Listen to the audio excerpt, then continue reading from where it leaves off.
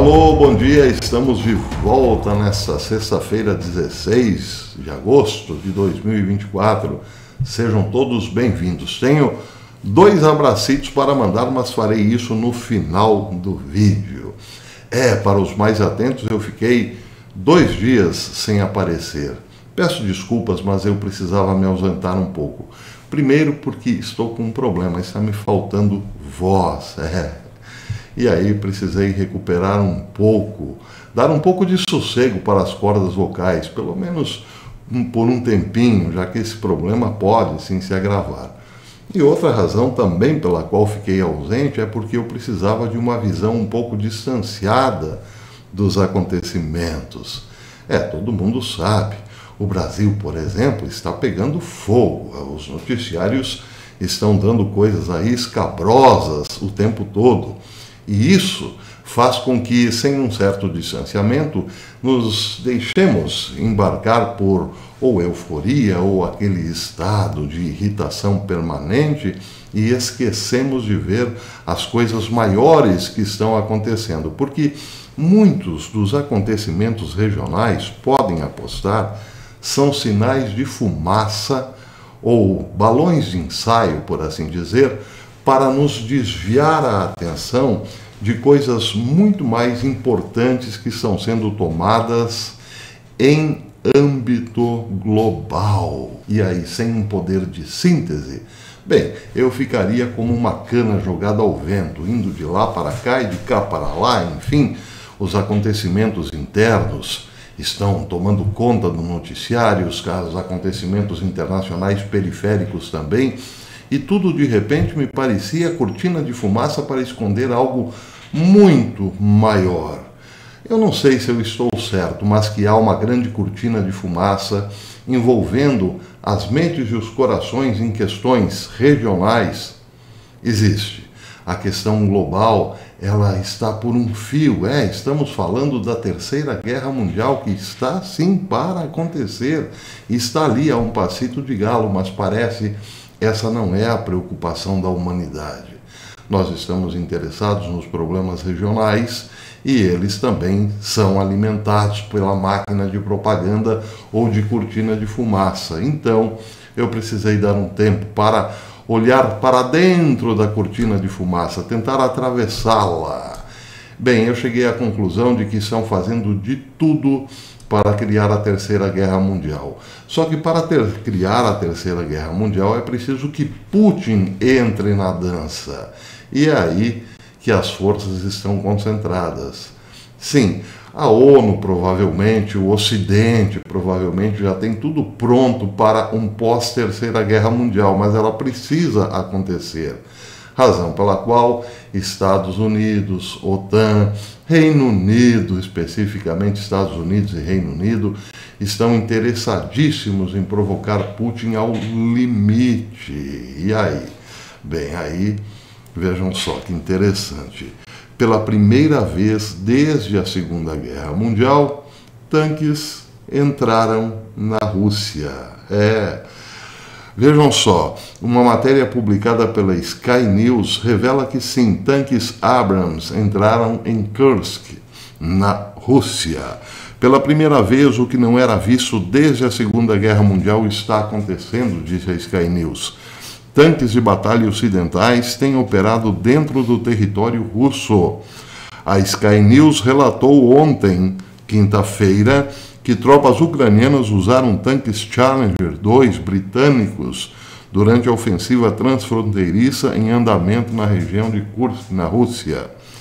Enquanto os governos do Reino Unido e da Ucrânia permanecem em segredo sobre os detalhes operacionais, uma fonte sinalizou à Sky News que tanques britânicos cruzaram a Rússia para a ofensiva ucraniana em Kursk, disse a publicação.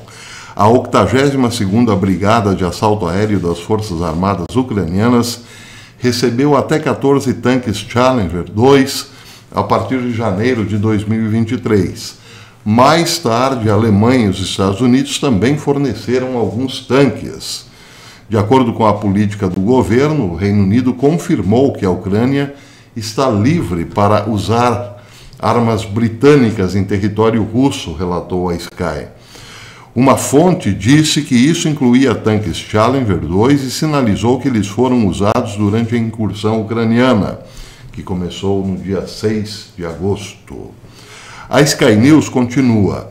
Detalhes sobre como e quando as forças ucranianas implantaram tanques Challenger 2 na região russa de Kursk não ficaram imediatamente claros, nem o número de tanques que podem ter sido envolvidos na invasão, diz a Sky. Se confirmado, isso certamente marca uma das maiores escaladas da guerra e sugere que tanques franceses, alemães ou americanos também podem cruzar a fronteira para a Rússia, comentou Tyler Duran, do Zero Hedge. O lado russo já confirmou que suas forças aéreas eliminaram veículos de combate Bradley durante o ataque a Kursk, que vem se desenrolando há mais de uma semana. Os Estados Unidos estão entre os países que deram sinal verde para que as forças de Kiev usem armas ocidentais para atacar posições dentro da Rússia. A Casa Branca e os aliados ocidentais têm sido vocais em apoio à Operação Kursk, mas os Estados Unidos alegam que não tinham conhecimento prévio da invasão. Já o presidente Biden disse aos repórteres na terça-feira que falou com sua equipe, que fala com sua equipe regularmente, provavelmente a cada 4 ou 5 horas, disse ele, nos últimos 6 ou 8 dias. Ele disse que está criando um dilema real para Putin e temos, diz ele, estado em contato direto, contato constante com os ucranianos. Desde então, lembra o Zero Hedge, canais russos do Telegram captaram um vídeo não verificado que supostamente mostrava um tanque Challenger 2 em Kursk. Na quinta-feira, o site O Político informou que o governo Biden está agora aberto a fornecer mísseis de cruzeiro de longo alcance à Ucrânia, o que seria uma medida que daria aos F-16, que Kiev já possui, maior poder de combate, enquanto busca ganhar mais impulso em sua luta contra a Rússia. Isso de acordo com O Político. A essa altura, portanto, fica fácil perceber que nada disso acabará bem, lembra Tyler Duran. Muito bem, eu fiz então um resumo, um apanhado desses últimos dias, o que tem acontecido, para que vocês entendam que há uma pressão muito grande hoje para que a Rússia acabe sim se envolvendo pesadamente numa guerra aberta contra a OTAN, ou melhor, contra Estados Unidos e Reino Unido. Vejam só, matérias que eu mesmo publiquei desde a semana retrasada. Uma delas, Israel assassinou o líder do Hamas no Irã, sabendo que isso provocaria uma resposta iraniana, que ainda não aconteceu, porque, claro, isso está sendo negociado com a Rússia. Se o Irã atacar Israel, ele terá que necessariamente contar com a proteção russa. E aí, bem, aí teríamos uma resposta numa escala muito maior a um problema regional, um problema relativo ou referente ao Oriente Médio. Outra informação, Israel e os Estados Unidos continuam bombardeando a Síria, mesmo sabendo que a Rússia apoia militarmente a Síria contra Israel e os Estados Unidos. Aliás, eu tenho dito aqui que a Síria, o presidente Bashar al-Assad, se sustenta no poder ainda pela ajuda fundamental da Rússia desde a Primavera Árabe. Portanto, a Rússia tem há muito tempo gasto os tubos para manter o governo sírio.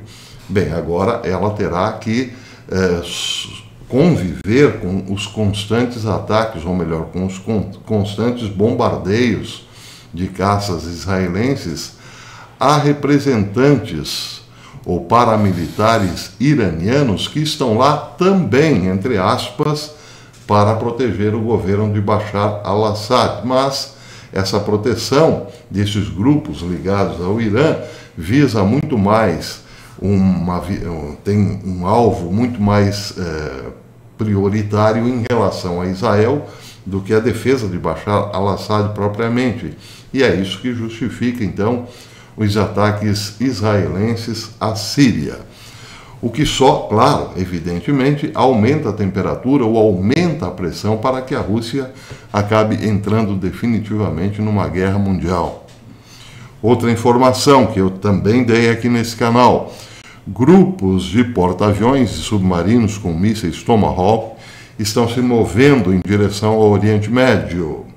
Outra informação: a Rússia já havia bombardeado Kiev há poucos dias, a questão aí de 15 dias, vocês devem lembrar disso. E naquele ataque, um míssil caiu num hospital. Imediatamente a Ucrânia acusou a Rússia de bombardear um hospital visando civis. Depois foi se constatar, vendo as imagens, que o míssil tinha partido da própria Ucrânia. Ele perdeu a direção e acabou atingindo um centro hospitalar de referência, o que também só fazia aumentar a tensão.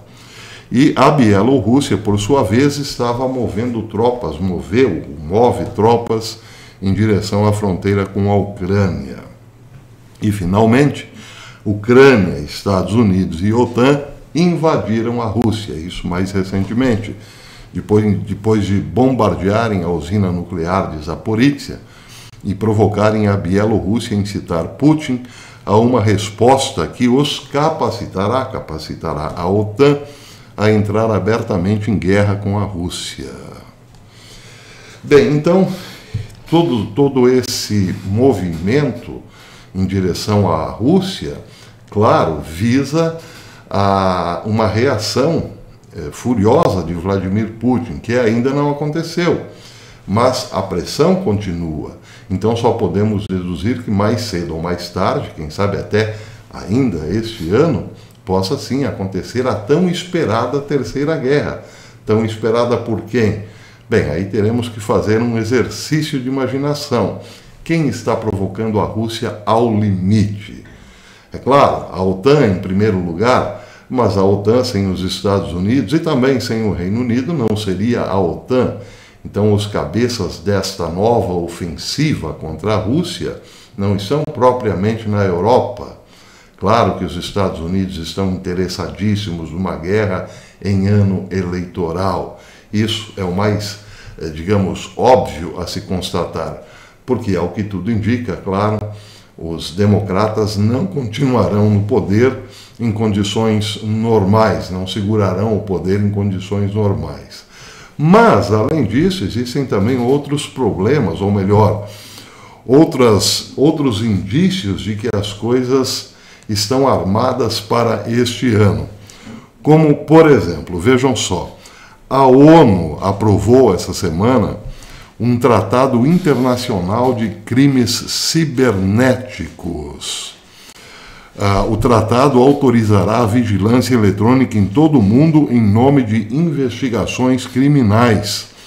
O tratado abandona todos os princípios fundamentais dos direitos humanos globais, incluindo a liberdade de expressão e o discurso. E ele também estabelece a jurisdição mais ampla para crimes, assim como a Grã-Bretanha está buscando extraditar um americano por ter criticado o governo trabalhista do país. Ou seja, serve de exemplo, de modelo para o que vem aí. E, finalmente, claro, o medo está voltando, o medo em relação à Pand. Vejam só o que disse Mike Snyder hoje. Isso está no seu blog. Ele diz: foi divertido enquanto durou. Na verdade, tivemos alguns meses sem uma emergência de saúde global oficial para nos preocuparmos, mas agora essa sequência acabou. Na quarta-feira, a Organização Mundial de Saúde anunciou que a monkeypox foi oficialmente classificada como uma emergência de saúde pública de interesse internacional. As autoridades de saúde perderam o controle da nova cepa, uma cepa mutante, que está se espalhando na África, e é por isso que essa mudança foi feita. Comparada à cepa que causou tanto caos em 2022, essa nova tem uma taxa de mortalidade muito maior e nos dizem que, em muitos casos, ela está se espalhando sem nenhum contato sexual. Se essa coisa se espalhar nos Estados Unidos e na Europa, o nível de medo que testemunharemos será simplesmente fora de todos os gráficos, será estratosférico. Juntando tudo isso, é claro que podemos constatar que quem está realmente interessado em criar uma nova ordem mundial está também interessado em deixar o povo, digamos, bem distraído com outras questões que servem apenas para, como disse, manter a atenção permanente em relação a coisas periféricas, enquanto as grandes jogadas, aquelas que estabelecerão finalmente o novo reino que está por vir aí, são escondidas, pela fumaça dos acontecimentos periféricos. Claro que todos os acontecimentos são importantes, nós aqui estamos vivendo vários deles, mas não podemos perder de perspectiva, perder de vista as questões maiores, as grandes linhas políticas, porque essas, quando chegam, pegam todos de surpresa, e é isso que está sendo preparado. Bem, em relação a Putin, é muito fácil constatar, ele está sendo levado para as cordas e está tomando muitos jabs na região do rim e do baço. Vamos ver até quando ele ficará nessa situação. E aí, bem, aí tudo acontecerá rapidamente, podem apostar. E de quebra, então, todos esses outros elementos, como, por exemplo, controle e vigilância global do que pensamos e dizemos, e o grande medo que está vindo por aí. Mais uma pande se aproxima. Muito bem, antes de terminar, tenho 2 abracitos para mandar. Um abraço para o José Fernandes, ele diz que também está cobrando um abracito. Ele é de Aracaju, Sergipe. Um abraço, Aracaju, Sergipe. E o José Fernandes é membro do canal há 2 anos e 5 meses. Merece um super abraço. Grande abraço, José Fernandes, de Sergipe, de Aracaju. Não é? Um super abraço, muito obrigado pela companhia, muito obrigado pela membresia, Deus te abençoe. E o William Santos também pediu um abraço. Ele diz que é da ONG Amigos do Bem, e muitos dessa ONG são meus seguidores, diz o William Santos. Se o senhor puder mandar um abracito para nós, ficaremos muito felizes. Mando sim, com muito prazer.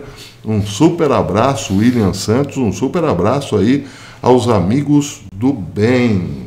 Muitíssimo obrigado pela presença, muitíssimo obrigado pela membresia. Deus os abençoe.